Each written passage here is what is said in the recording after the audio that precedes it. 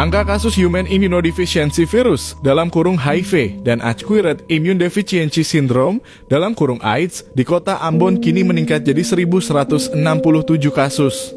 Direktur Yayasan Pelangi Maluku, Rosa Karamoy, menjelaskan angka tersebut didominasi jenis kelamin laki-laki dengan persentase 64,2%, yakni sebanyak 750 kasus dan perempuan 417 kasus. Angka tersebut diakumulasikan dari Desember 2022 hingga Mei 2023, kata Rosa, Jumat 16 Juni 2023. Dirincikan angka tersebut didasarkan beberapa faktor risiko yang berbeda-beda. Di antaranya, 440 kasus dari pasangan suami istri, 380 kasus dari lelaki suka lelaki, 163 kasus dari pelanggan perempuan pekerja seks tidak langsung, dan 82 kasus dari pelanggan pekerja-pekerja seks langsung.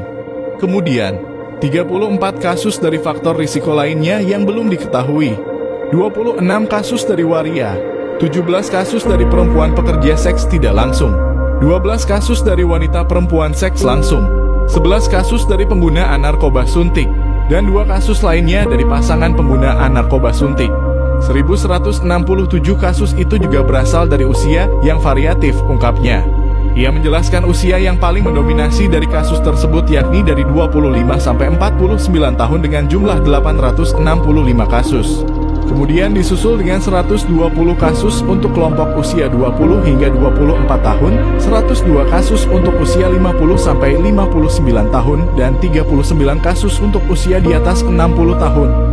Selain itu 20 kasus untuk usia 15 sampai 19 tahun, 19 kasus untuk usia 5 sampai 14 tahun, dan 2 kasus untuk 0 hingga 4 tahun.